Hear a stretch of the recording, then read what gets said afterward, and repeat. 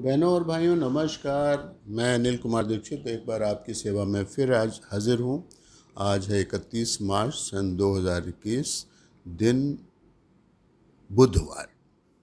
आज मैं आपके सामने एक कहानी प्रस्तुत करने जा रहा हूँ। कहानी के लेखक हैं कहानीकार, बहुत बड़े साहित्यकार, बहुत प्राचीन समय से जिन्होंने हिंदी गद्य को एक नई विधा प्रदान की, और उनका नाम है श्री जयशंकर प्रसाद जी। उनकी एक कहानी लिखी हुई है अशोक। ये अशोका द ग्रेट के ऊपर लिखी हुई कहानी है, जो यहाँ के हिंदुस्तान के पूर्व महाराजा हुआ करते थे, जिनके समय में हिंदुस्तान बहुत फल फूल रहा था। उन्हीं की कहानी है।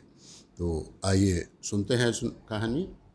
और आप लोगों से एक अनुरोध है कि वीडियो को सब्सक्राइब अवश्य कीजिएगा, और इसके साथ ही अगर पसंद आए तो लाइक और शेयर कीजिएगा अपने दोस्तों मित्रों के साथ, और अपने कमेंट भी अवश्य भेजिएगा।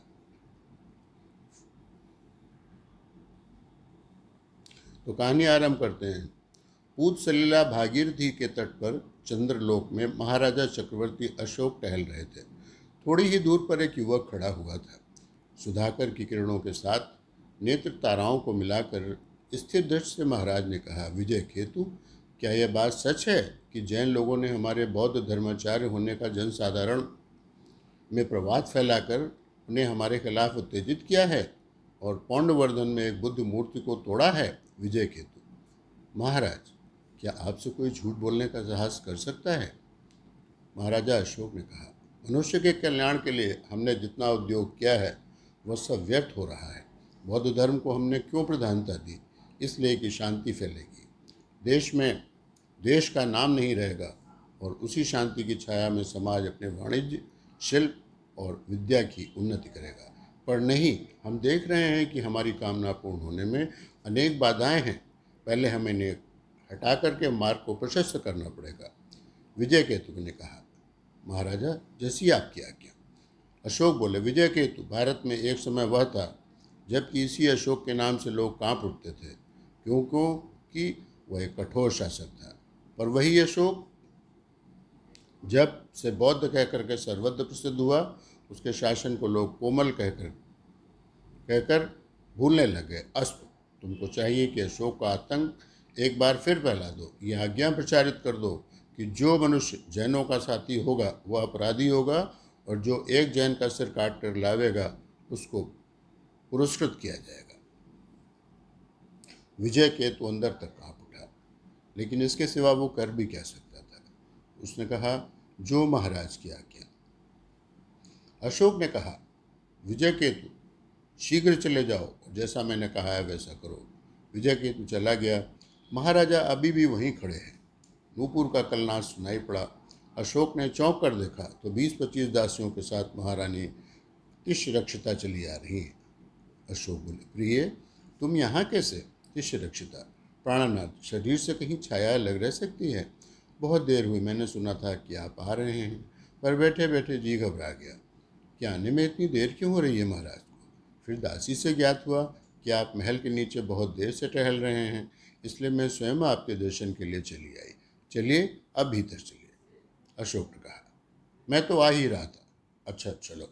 अशोक और तिष्यरक्षिता समीप के सुंदर प्रासाद की ओर बढ़ गए। दासियां उनके पीछे पीछे थीं। राजकीय कानन में अनेक प्रकार के वृक्ष सुरभित सुमनों से भरे झूम रहे थे। कोकिला भी कूक कूक कर आम की डालों को हिला देती थी। नव वसंत का समागम हो चुका था। मलया ने लटलाता हुआ कुसुम कलियों को ठुकराता जा रहा था। इसी समय कानन निकटस्थ शैल के झरने के पास बैठकर एक युवक जल लहरियों की तरंग भंगिमा को देख रहा था। युवक बड़े सरल विलोकन से कृत्रिम जलप्रपात को देख रहा था। उसकी मनोहर लहरियां, जो बहुत ही जल्दी जल्दी लीन होकर स्रोत में मिलकर सरल पथ का अनुकरण कर रही थी, उसे बहुत ही भली लग रही थी।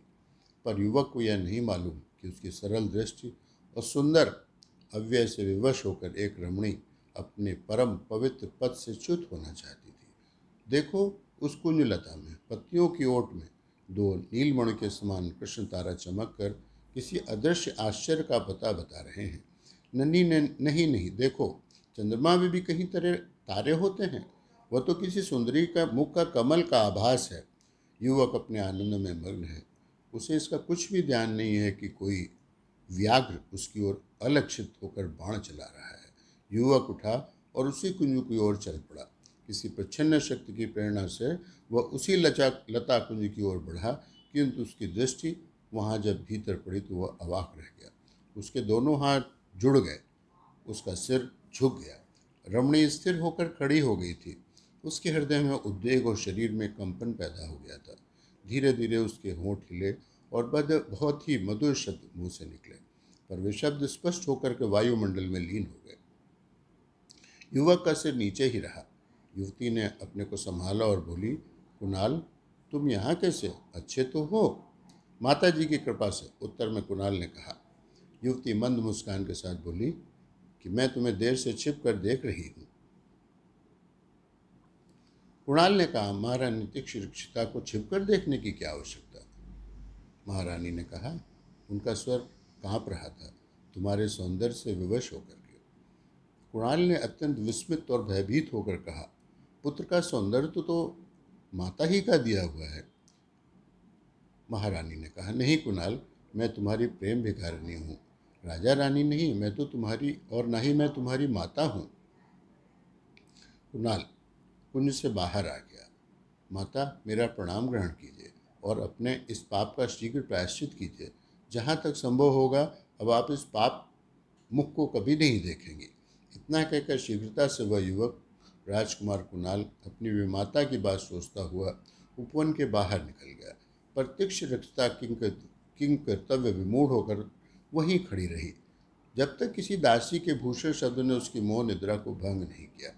श्रीनगर के समीपवर्ती कानन में एक कुटीर के द्वार पर कुणाल बैठा हुआ ध्यानमग्न था। उसकी पत्नी, सुशील पत्नी, उसी कुटीर में कुछ भोजन बना रही थी। कुटीर स्वच्छ और भूमि साफ सुथरी थी।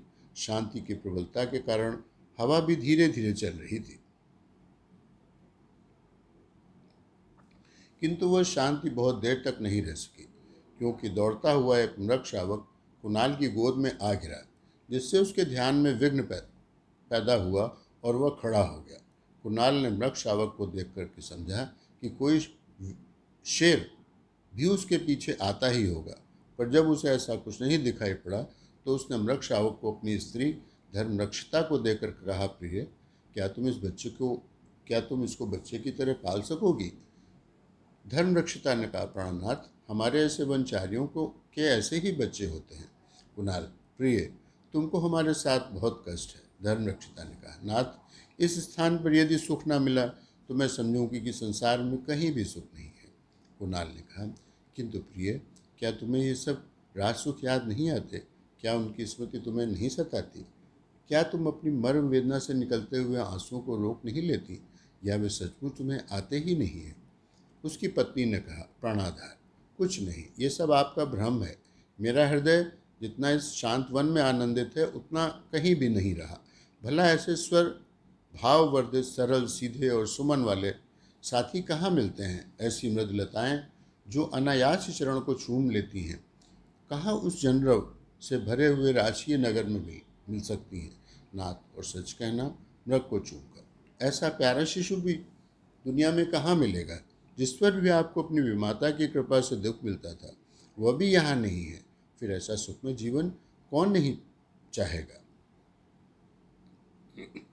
कुणाल के नेत्रों में से आंसू निकल पड़े और वह उठकर टहलने लगे। धर्मरक्षिता भी अपने कार्य में लग गई। मधुर पवन भी उस भूमि में उसी प्रकार चलने लगा। कुणाल का हृदय अशांत हो उठा और वो टहलता हुआ दूर निकल गया। जब नगर का समीपवर्ती प्रांत उसे दिखाई पड़ा तब वह रुक गया और उसी ओर देखने लगा। 5-6 मनुष्य दौड़ते हुए चले आ रहे थे।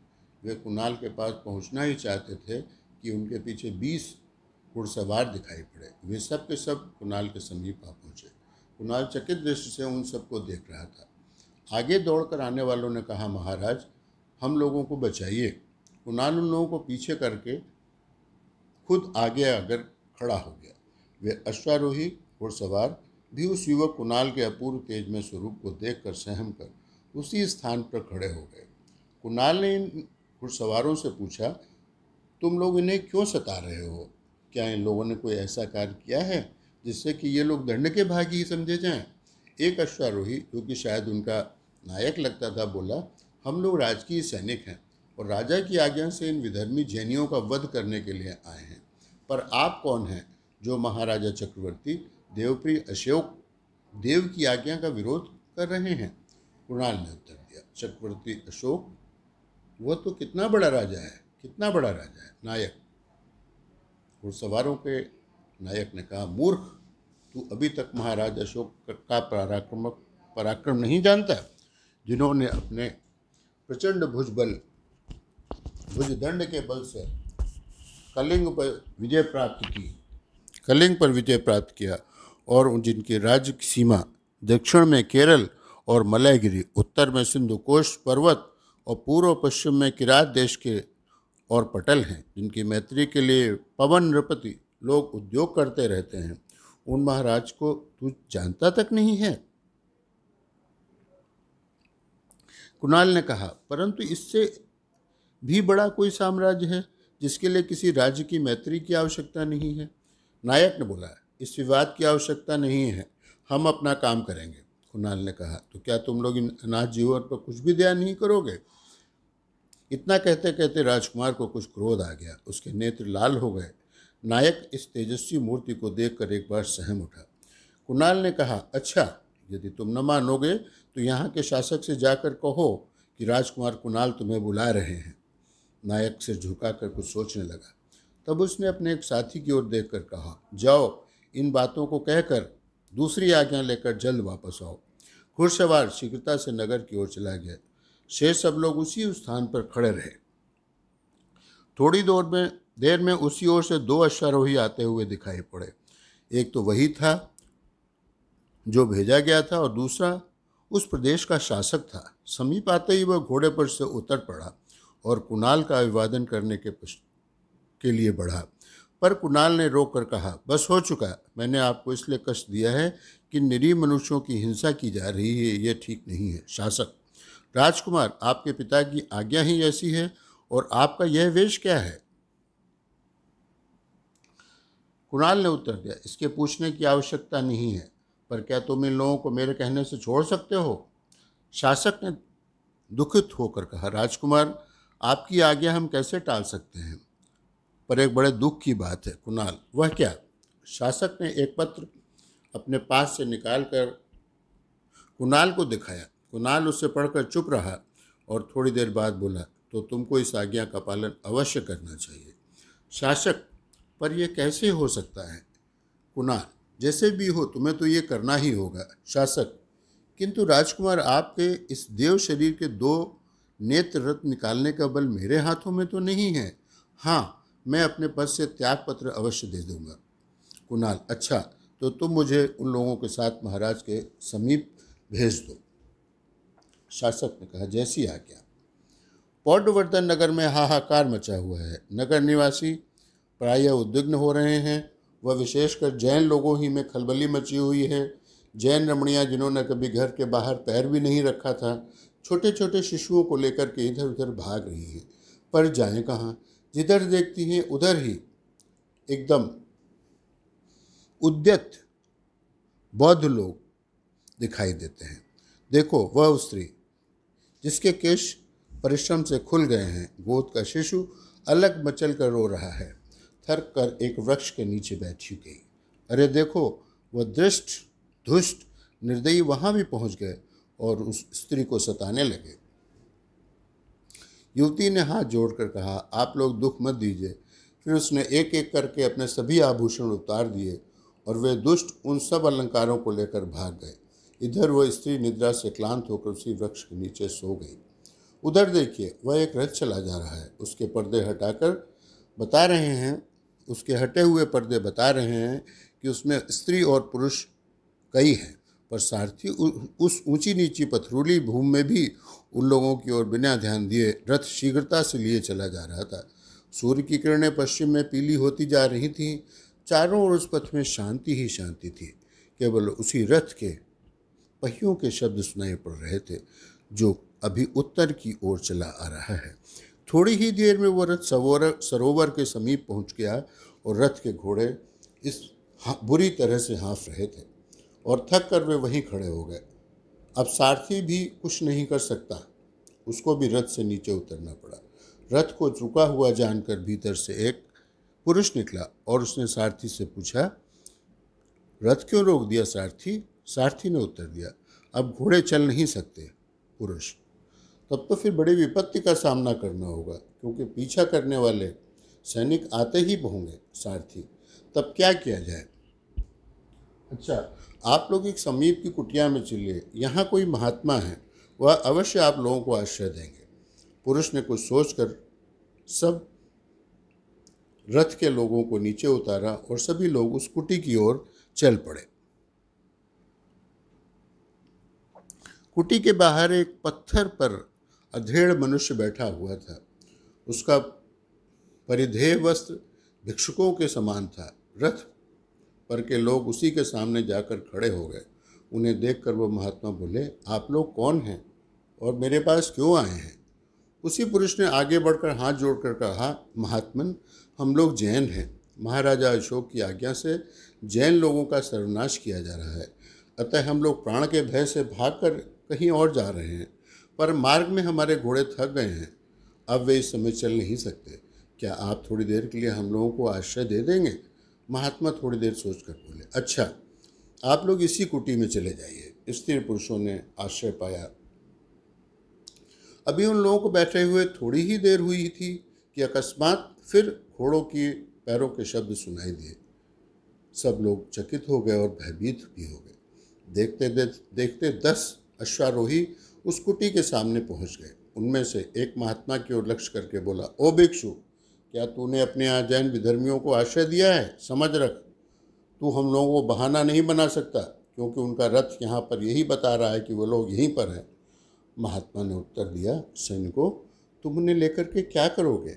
मैंने अवश्य उन दुखियों को आश्रय दिया है, क्यों व्यर्थ में न रथ से अपने हाथों को रंजित करते हो? सैनिक अपने साथियों को देखकर बोला, यह दुष्ट भी जैन है, ऊपरी रूप से बौद्ध बना हुआ है, इसे भी मारो, इसे भी मारो का शब्द गूंज उठा और देखते ही देखते उस महात्मा का सिर भूमि पर लौटने लगा। इस कांड को देखते ही कुटी के स्त्री पुरुष चिल्ला उठे। नर पिशाचों ने एक को भी नहीं छोड़ा, सभी की एक एक कर हत्या कर डाली। अब सब सैनिक धन खोजने लगे। नृत्य स्त्री पुरुषों के आभूषण उतारे। एक सैनिक जो महात्मा की ओर झुका था चिल्ला उठा। सबका ध्यान उसी की ओर आकर्षित हुआ। सब सैनिकों ने देखा कि उसके हाथ में अंगूठी है जिस पर लिखा है वीताशोक। महाराजा अशोक के भाई हैं ये तो, जिनका पता नहीं लगता था। वही वीताशोक मारे गए। चारों ओर उपद्रव शांत है। पौंड्रवर्धन नगर प्रशांत समुद्र की तरह हो गया है, एकदम शांत। महाराजा अशोक पाटलिपुत्र के साम्राज्य सिंहासन पर विचारपति होकर के बैठे हुए हैं और वो सोच रहे हैं। राज्यसभा की शोभा देखते नहीं बनती है। सुवर्ण रचित बेल बूटों की कारीगरी से, जिनमें मणि माणिक्य स्थानाकूल बिठाए गए हैं, मौर्य सिंहासन मडंदर भारतवर्ष का वैभव दिखा रहा है, जिसे देखकर पारसीक सम्राट दारा के सिंहासन मंदिर को ग्रीक लोग तुच्छ दृष्टि से देखते हैं। धर्माधिकारी, प्रांग विभाग, महात्मा, धर्म महात्म, रज्जुक और सेनापति सब अपने अपने स्थान पर स्थित हैं। राजकीय तेज का सन्नाटा सबको मौन कर किए हुए है। देखते देखते एक स्त्री और एक पुरुष उस सभा में आए। सभा में उपस्थित सभी लोगों का नज़र पुरुष के अवनत तथा बड़े बड़े नेत्रों से आकर्षित कर लिया, किंतु सब नीरव हैं। युवक और युवती ने मस्तक झुकाकर महाराजा को अभिवादन किया।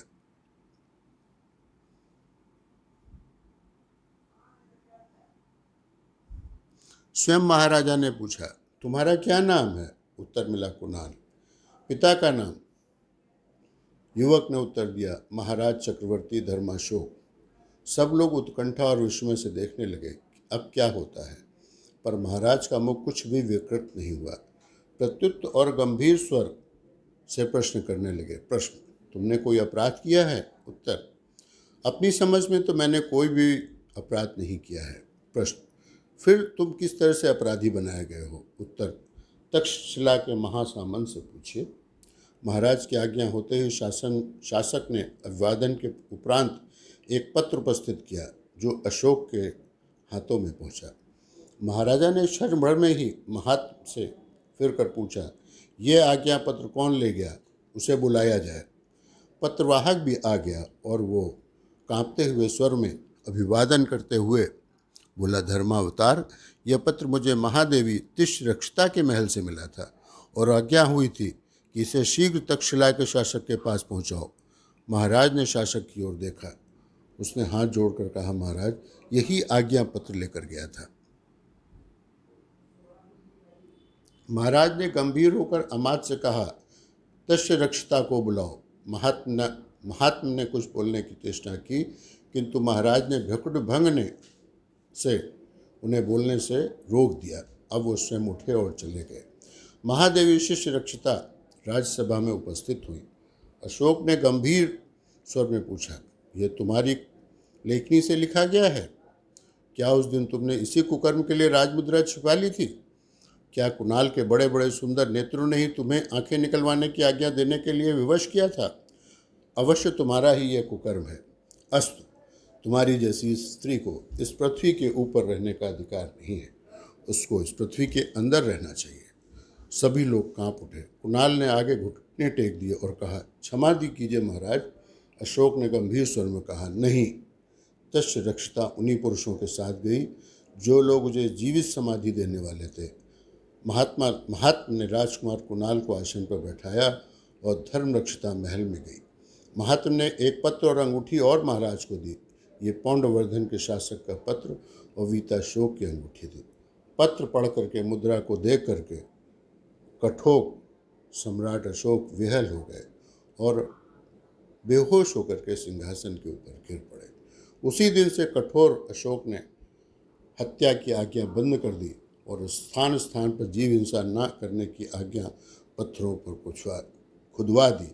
कुछ ही काल के बाद महाराजा अशोक ने उद्विग्न चित्त को शांत करने के लिए भगवान बुद्ध के प्रसिद्ध स्थानों को देखने के लिए धर्म यात्रा पर चले गए। तो ये थी आज की कथा। पाठकों, बताइएगा कि आपको ये कथा कैसी लगी। निश्चित रूप से बहुत ही पुराने समय की लिखी हुई कथा है और इसमें जिस भाषा का इस्तेमाल किया गया है, हिंदी का, वो कुछ क्लिष्ट भी है। मैंने कुछ स्थानों पर उनको नर बनाने की कोशिश की है, लेकिन साहित्यकार, महान साहित्यकार जयशंकर प्रसाद की लेखनी के ऊपर ज़्यादा कुछ नहीं किया जा सकता है, सिर्फ उसको प्रणाम किया जा सकता है। कहानी जैसी की तैसी आपके सामने प्रस्तुत की। कैसी लगी बताइएगा। अब हम आपसे विदा लेते हैं। विदा लेने के बाद एक बार और आपसे प्रार्थना करते हैं कि वीडियो को सब्सक्राइब अवश्य कीजिएगा।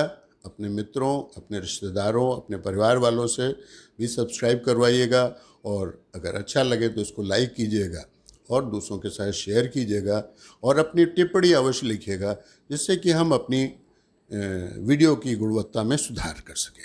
अच्छा, नमस्कार।